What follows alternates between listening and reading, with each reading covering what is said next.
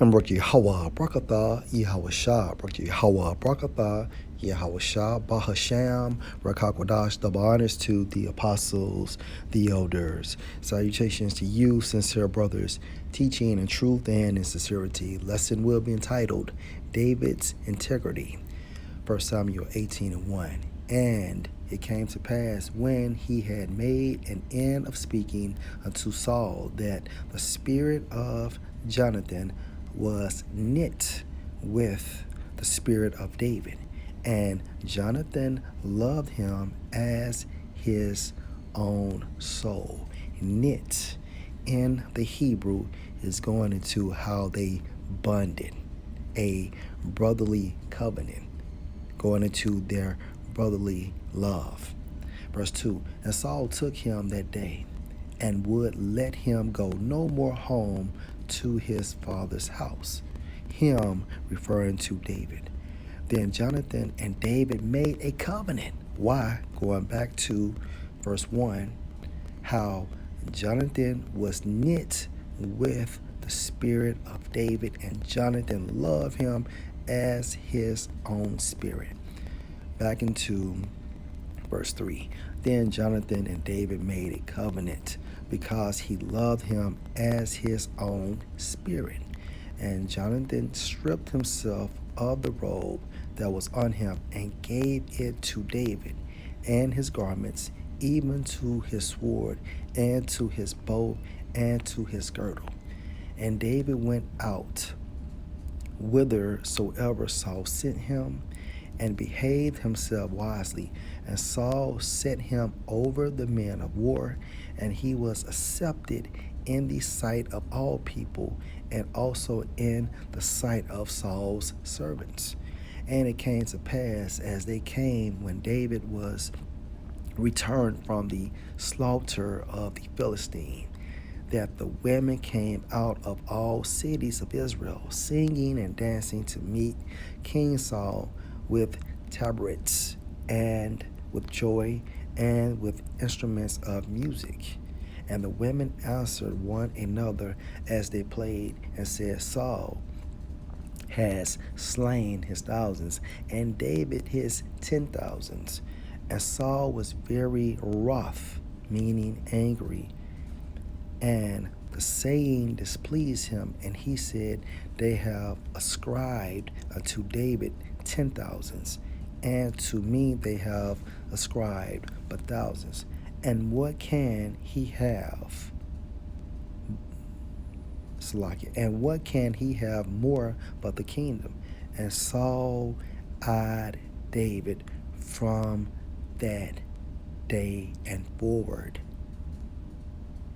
And it came to pass on the morrow that the evil spirit from the Most High came on Saul, and he prophesied in the midst of the house. And David played with his hand as at other times, and there was a javelin in Saul's hand. Keep this in mind.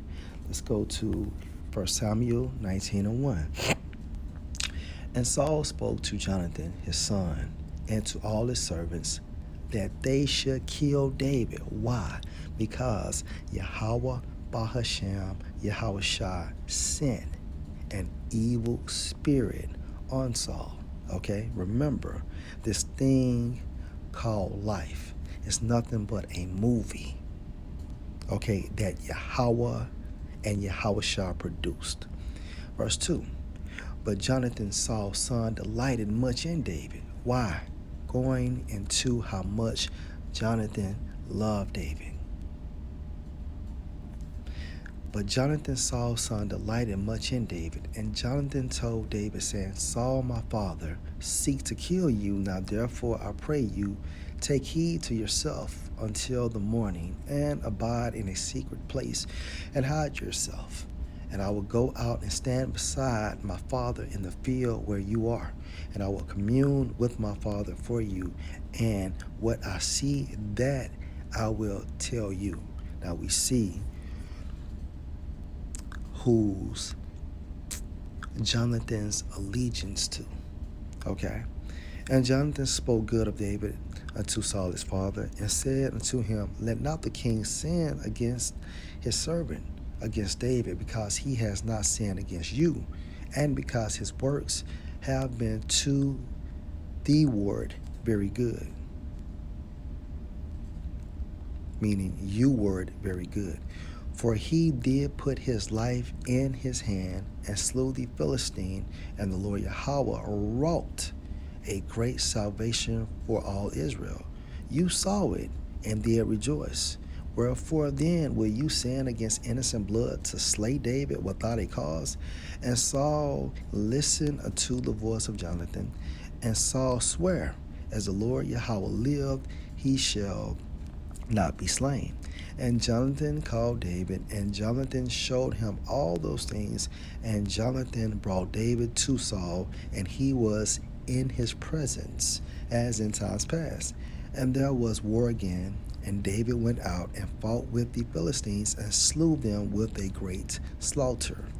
And they fled from him, and the evil spirit from the Lord Yahweh was on Saul, as he sat in his house with his javelin in his hand, and David played with his hand.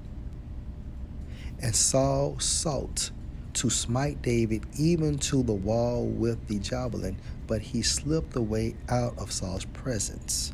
And he smote the javelin into the wall, and David fled and escaped that night. Now, both accounts showed how Saul attempted to murder David. 1 Samuel 20:1. And David fled from Naioth and Ramah, and came and said before Jonathan, What have I done? What is my iniquity? And what is my sin before your father, that he seek my life? And he said unto him, The Most High forbid, you shall not die. Behold, my father will do nothing either great or small, but that he will show it me. And why should my father hide this thing from me? It is not so. And David swore moreover and said, Your father certainly know that I have found grace in your eyes. And he said, Let not Jonathan know this, lest he be grieved. But truly as the Lord Yahweh live, and as your soul live, there is but a step between me and death. Then said Jonathan to David, Whatsoever your soul desire, I will even do it for you. And David said unto Jonathan, Behold, tomorrow is the new moon, and I should not fail to sit with the king and meat. But let me go, that I may hide myself in the field until the third day at even. If your father at all miss me, then say, David earnestly asked leave of me, that he might run to Bethlehem his city, for there is a yearly sacrifice there for all the family. If he say thus, It is well, your servant shall have peace. But if he be very wroth, then be sure that evil is determined by him. Therefore you shall deal kindly with your servant, for you have brought your servant into a covenant of the Lord Yahweh with you. Notwithstanding, if there be in me iniquity, slay me yourself. For why should you bring me to your father? And Jonathan said, Far be it from you. For if I knew certainly that evil were determined by my father to come on you, then would not I tell you? This is brotherly love. Then said David to Jonathan, Who shall tell me, or what if your father answer you roughly? And Jonathan said unto David, Come, and let us go out into the field. And they went out both of them into the field.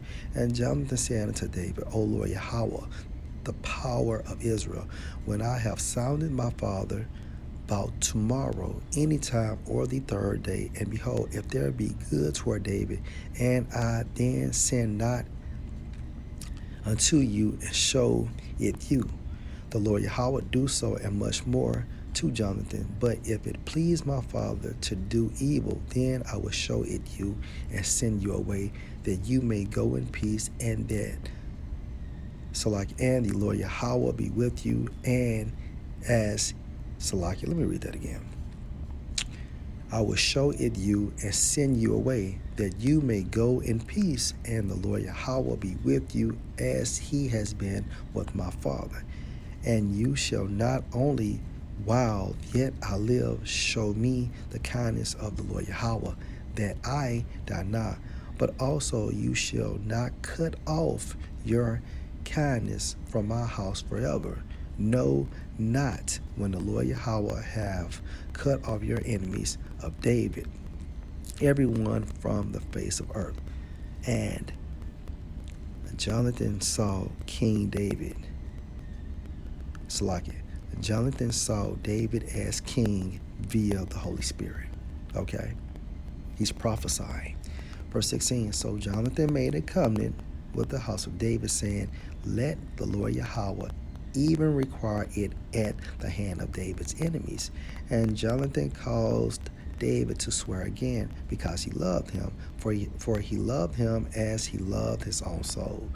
Then Jonathan said to David, tomorrow is the new moon, and you shall be missed, because your seat will be empty. And when you have stayed 3 days, then you shall go down quickly and come to the place where you did hide yourself when the business was in hand, and shall remain by the stone Ezel. And I will shoot 3 arrows on the side thereof, as I do. Salakia. And I will shoot 3 arrows on the side thereof, as though I shot at the mark. And behold, I will send a lad, saying, go, find out the arrows. If I expressly say unto the lad, behold, the arrows are on the side of you, take them, then come you. For there is peace to you, and no hurt, as the Lord Yahweh live. But if I say thus unto the young man, behold, the arrows are beyond you, go your way, for the Lord Yahweh has sent you away. And as touching the matter which you and I have spoken of, behold, the Lord Yahweh be between you and me forever. All right, so if you can receive this in the spirit, at this time frame, if Jonathan is on earth, he is part of the house of David, or he is the house of David because of this covenant. Okay, as you can see, there are elect men in the house of Saul, if you can receive that in the spirit.